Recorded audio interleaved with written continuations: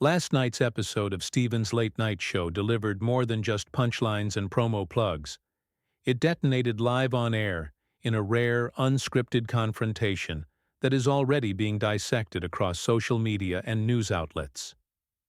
The night's scheduled guest, Democratic Congresswoman and civil rights attorney Jasmine Crockett, appeared to discuss recent legislative efforts and to defend herself against backlash stemming from her controversial nickname for Texas Governor, Greg Abbott. But within minutes, the usual charm of the show's opening monologue was stripped away to reveal a barbed, tense exchange that left the audience holding its breath. Crockett had barely taken her seat before Stephen began shifting the conversation, from lighthearted to incendiary.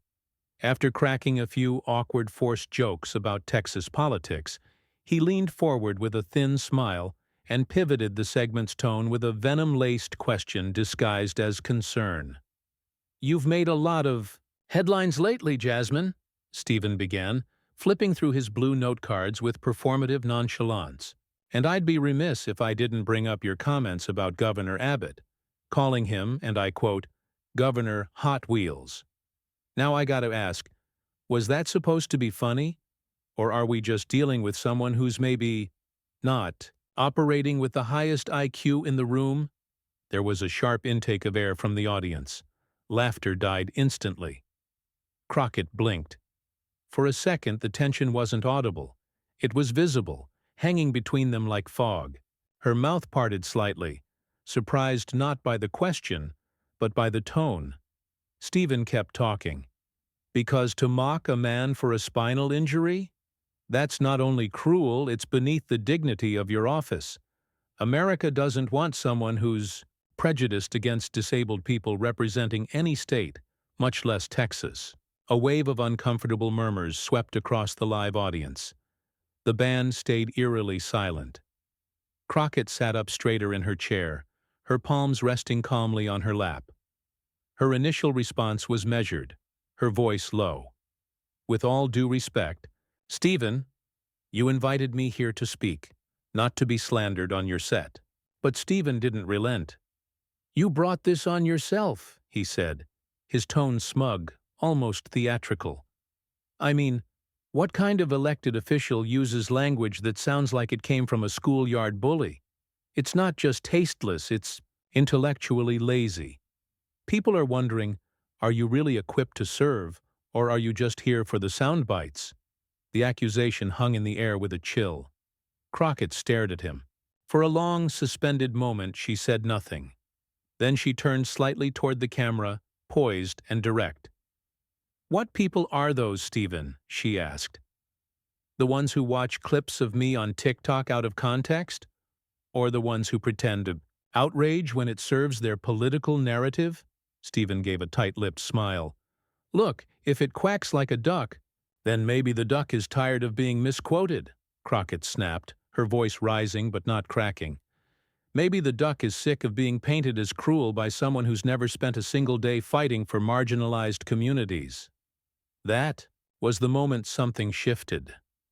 The studio air grew heavier. Stephen leaned back slightly, his expression unreadable, but there was a flicker of defensiveness behind his eyes. Crockett wasn't letting it go.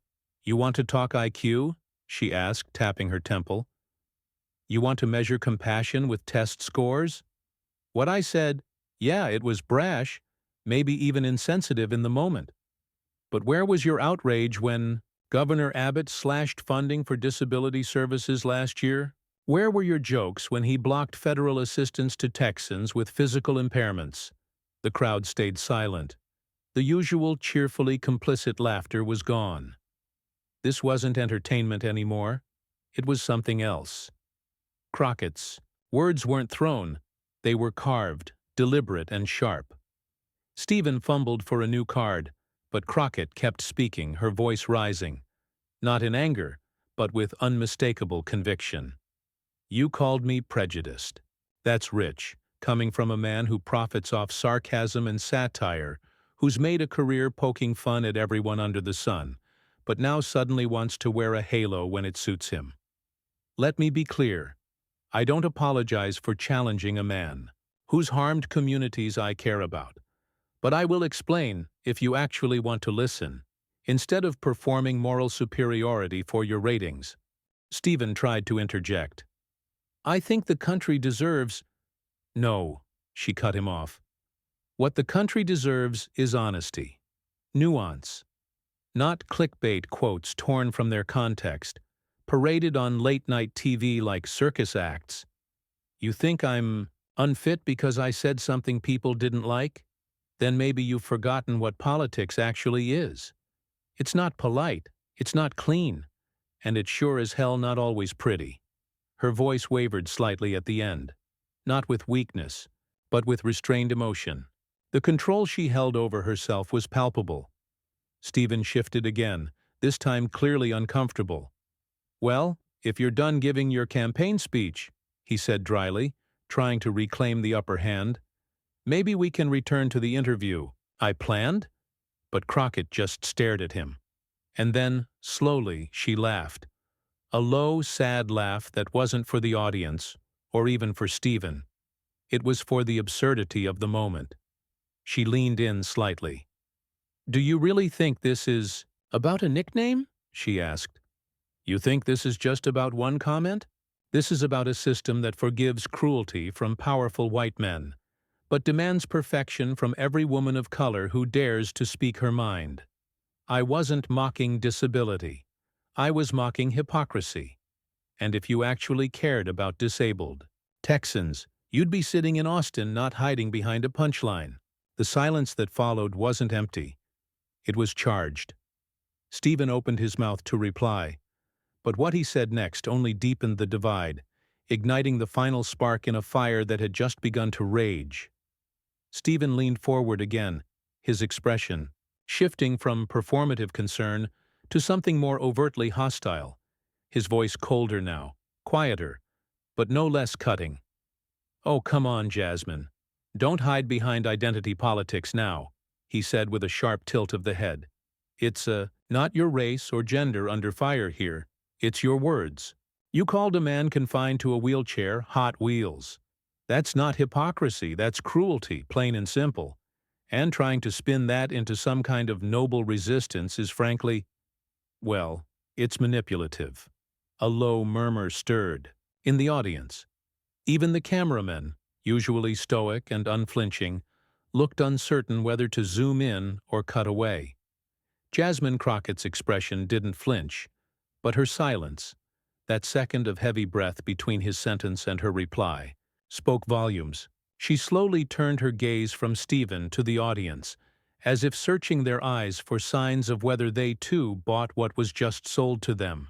Manipulative? She repeated, her voice tight, like a rubber band stretched to its limit. You think I'm manipulating people by standing up for them?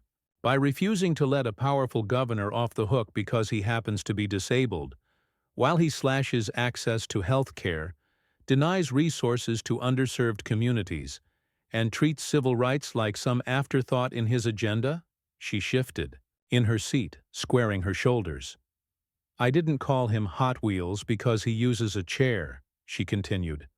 I said it because he steamrolls over the very people he was elected to protect. That name was a metaphor for the speed and recklessness with which he enacts cruelty. But of course you wouldn't care about that. Because context is boring and outrage, well, outrage sells. Stephen held up a hand mockingly, as if trying to calm a storm he had summoned himself. Oh, here we go again with the metaphors, he said with a smirk. Everyone's a poet when they're backed into a corner. I'm not in a corner, Jasmine snapped, eyes flaring now. I'm in the lion's den. But don't mistake where I'm standing. I came here ready to talk. I came here ready to own what I said. You turned this into a circus. A pause. Then, with the confidence of someone who had been here before, defamed, misquoted, misrepresented, Jasmine pressed her hand over her heart. You want a public reckoning, Stephen? She asked. Let's have one. You want to talk about cruelty? Let's talk about the cruelty of dragging a black woman on national television not for what she did, but for what you think she meant. The audience shifted again, this time not with discomfort but with tension, maybe even a flicker of sympathy. I've fought for children who were denied access to public schools because of their disabilities, Jasmine said, her voice steadying. I've sued police departments for excessive force. I've watched mothers cry outside courthouses because their sons never made it back home. Don't sit there in your tailored suit and question my compassion because you didn't like the tone of a soundbite. That's not justice, that's optics. Stephen opened his mouth, but now it was he who seemed unsure. The power balance had shifted again. Jasmine wasn't just reacting, she was reclaiming. But he tried anyway. You're deflecting, he said, tapping his cards as if they would rescue him. This isn't about your resume, it's about decency. Jasmine laughed then, bitterly. Decency? You, a man who made a 10-minute sketch mocking Mitch McConnell's tremors? You're suddenly the champion of decency? A ripple of gasps ran through the room. Stephen looked stunned, momentarily silenced. Or was it decent, she continued, voice rising, when you joked about Trump's weight, about Bernie's age, about Kamala's laugh? Each accusation landed like a punch. You've made a career out of mockery, Jasmine said, standing now, eyes burning. But the moment someone who looks like me uses satire to point a mirror at your side, suddenly it's immoral. The silence in the studio was deafening. One could hear the quiet click of a distant camera lens adjusting focus. Stephen straightened. Up, his smile gone now. You don't get to hijack this show, Jasmine. I didn't hijack it, she shot back. You lit the match. I'm just not afraid to walk through the fire. The tension had escalated to the point where even the production crew could be seen exchanging glances off stage. The band leader subtly gestured toward the segment clock, but nobody dared cut away. Not yet. Stephen attempted to cool things off with a forced chuckle. Well, clearly this has been a very passionate conversation. Maybe it's time we take a break. No, Jasmine said sharply. You don't get to dismiss me now. And with that, she turned not to him, but to the audience and the millions watching at home. I want you all to remember this moment, she said. Not because I snapped, not because I walked off, but because I stayed long enough to tell the truth, even when every card was stacked against me. Her voice cracked then, ever so slightly. Tears shimmered in the corners of her eyes. But she didn't let them fall. Not yet. She was holding the line barely, and the vulnerability in her tone only amplified her words. People like me don't often get this platform, she said, and when we do, we're expected to smile, stay polite, and never push back. But if telling the truth costs me the comfort of this couch, then so be it. She stared down Stephen one last time. He had no comeback, no quip, no punchline. I hope your ratings enjoy the spectacle, she whispered, so quiet the boom mic barely caught it. Then she sat back down, just for a beat, her hands folded, her eyes closed. And in that brief, breathless moment, everyone waited, unsure of what would come next. But they didn't have to wait long. Stephen, caught between his cue cards and the unraveling control of his own show, tried to pivot with one of his signature transitions. He smiled tightly, too tightly, and turned to face the camera, perhaps hoping to draw the audience back to his side. Well, he said with a shallow breath, that was certainly passionate. Let's all remember, we're here for a conversation. These things get heated, sure, but there's room for civility, even when emotions are high. Jasmine, still seated but visibly restraining a storm beneath the surface, slowly turned toward him. Civility? She repeated, her voice barely above a whisper. Now you want civility? Stephen gave a performative shrug. I think the American people are tired of politicians who yell louder than they listen. It was an old trick, playing the middle, while casting one side as unreasonable. But it didn't land. Not this time, because Jasmine Crockett, despite the simmer in her voice, wasn't yelling. She was being surgical.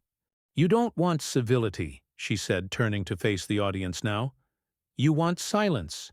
You want the kind of dialogue where the person sitting in this chair nods and smiles while you build your narrative unchallenged. You want black women to be polite while you insult our intelligence on national television.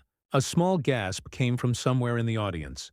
Stephen leaned forward as if to assert authority again.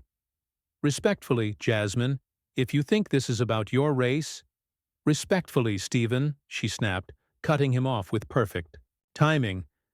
You don't get to tell me what this is about. He froze.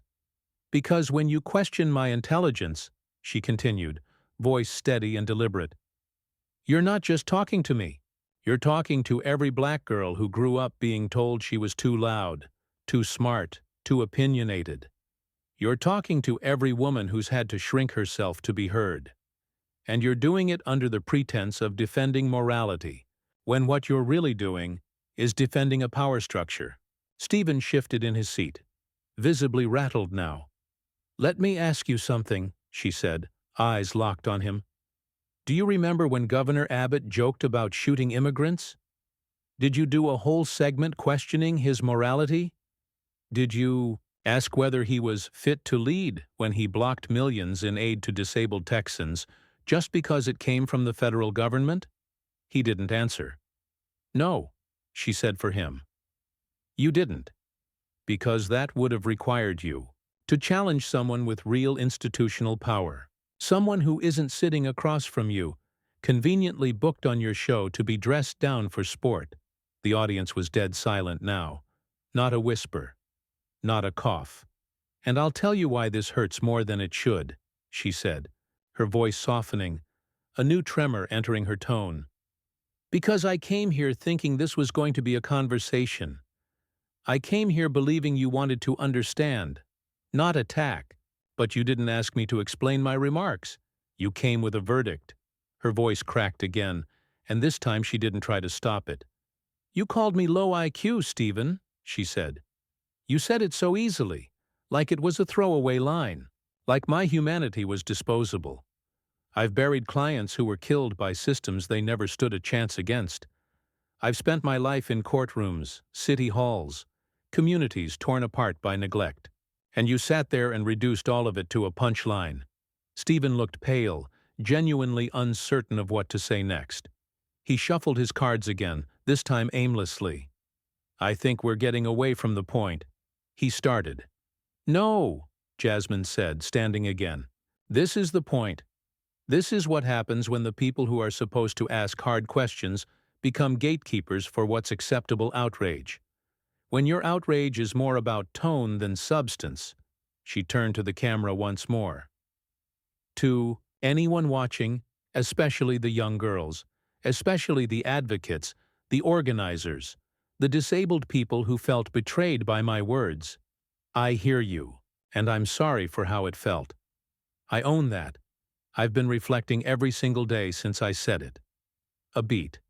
But don't let this moment be twisted, she continued. Don't let it be turned into an excuse to ignore the actual policies hurting people every day. Don't let it be used by pundits and hosts to punch down while pretending they're standing up. The camera didn't cut away. The control room, whether out of awe or reluctance, let it roll. I made a mistake, Jasmine said. But I'm not my mistake. I am my accountability. I am the work I do when the cameras are off. And I will never let anyone, no matter how polished their suit or how big their platform, erase the truth of that work just because they didn't like the headline. Stephen sat still, eyes locked on her. But his expression had changed. Gone was the cocky smirk, the smug righteousness. In its place was something closer to discomfort, maybe even guilt. But Jasmine didn't wait for him to respond. She walked slowly back to her seat, sat down again, and folded her hands. Stephen, after a long pause, attempted one final pivot. Well, I appreciate you sharing that. Emotions are clearly high, and I think we can all agree that words matter. He smiled weakly, as if hoping to pull the tone back into something digestible. But Jasmine leaned forward again, not aggressively, Not with anger, but with something that demanded to be heard. "I want to leave you with one last thing," she said. "Do you know how many messages I've gotten from disabled activists since this all blew up?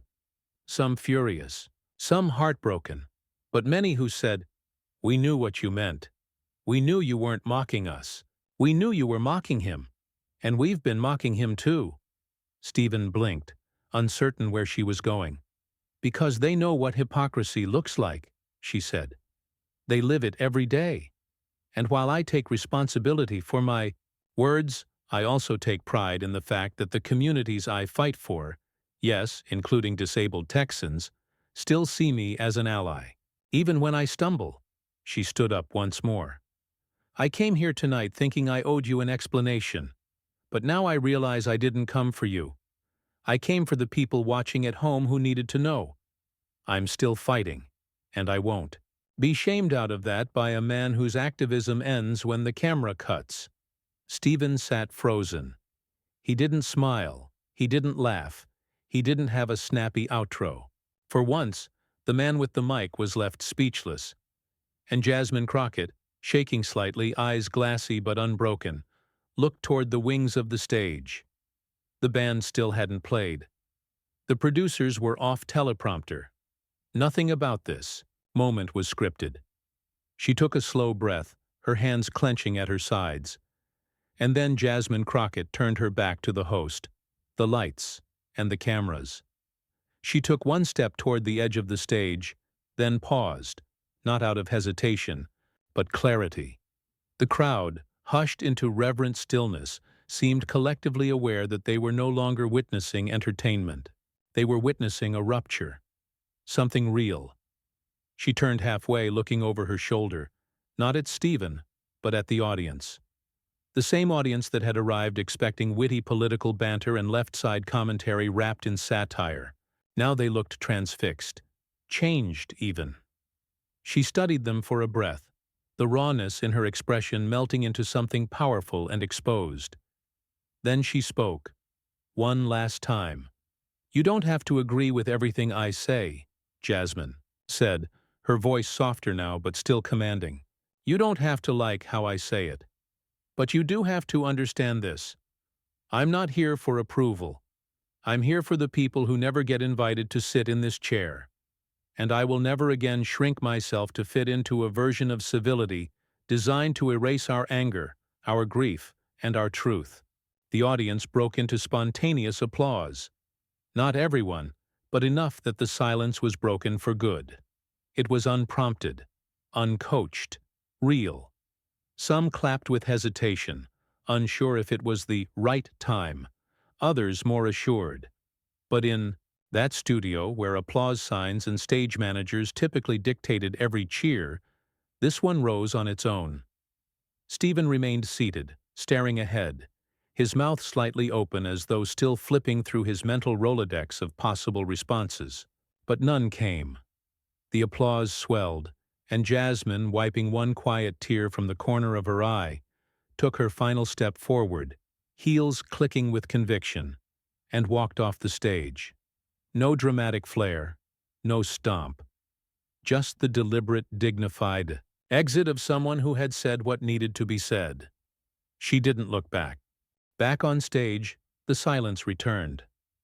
But now it belonged to Stephen. His band looked to him for a cue, but the usual energy, the swagger, the sarcastic smirk that usually followed uncomfortable moments, was absent.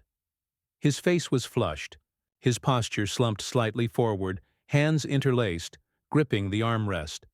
After several long seconds, he finally reached for his mug, took a sip, and cleared his throat into the mic. "Well," he began, but his voice cracked. He paused, cleared it again. "That was Congresswoman Jasmine Crockett," he said carefully, voice stripped of its usual lilt. "And we thank her for being here tonight." It sounded hollow. It sounded like defeat. There was no music cue, no transition to a commercial, no witty tie-in.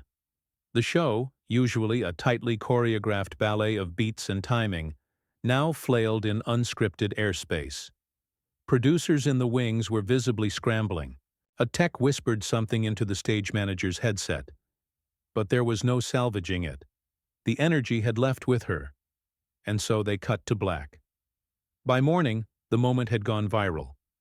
Clips of the confrontation, especially Jasmine's searing rebuke and powerful exit, dominated social media feeds. The full segment was uploaded to the show's official channel, but within hours, unofficial edits were already racking up millions of views. One video showed only her final monologue with a black and white filter and somber piano music layered underneath. Another framed her as a modern-day political heroine, weaving in footage of her earlier activism work. Hashtags trended globally. Crockett clapback, Hot Wheels context, Yetatur not here for approval. And then came the media think pieces. Some called it the most explosive moment in late-night television since the Jon Stewart-era showdowns of the early 2000s. Others criticized Stevens' aggressive framing and condescending tone, noting a pattern of gotcha tactics against guests who didn't toe the narrative line. Still, a vocal segment of viewers defended him, arguing that politicians should be held accountable for their words, no matter who they are. But one opinion began to drown out the noise, an idea gaining traction in op-eds and viral posts alike. Jasmine Crockett had not come unprepared. She had walked into a storm with poise, answered vitriol with vulnerability, and turned a trap into a testimony. She had won. Later that afternoon, Jasmine released a single, carefully worded statement.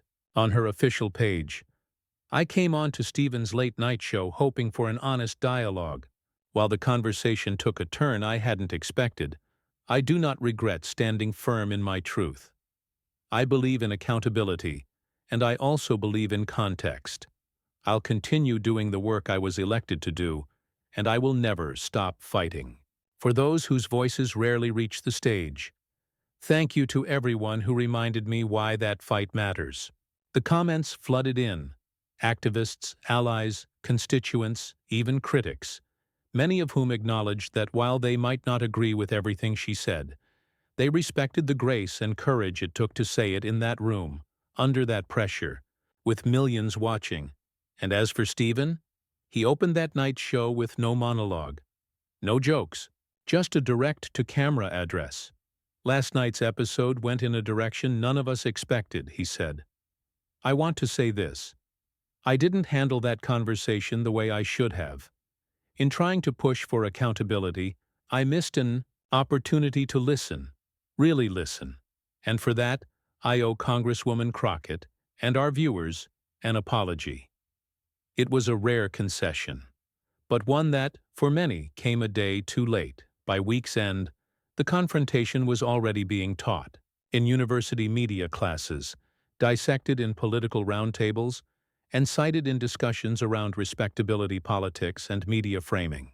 Jasmine Crockett, once known more for sharp one-liners on the House floor, had now become a symbol of something much larger: how truth, when delivered without fear, can shatter even the slickest facade. And while most guests left Stevens' late-night show with a few laughs and a social media bump, Jasmine left with something else entirely. Her integrity, sharpened, her voice, amplified, her story, undeniably her own. She didn't just walk off the stage. She walked into history.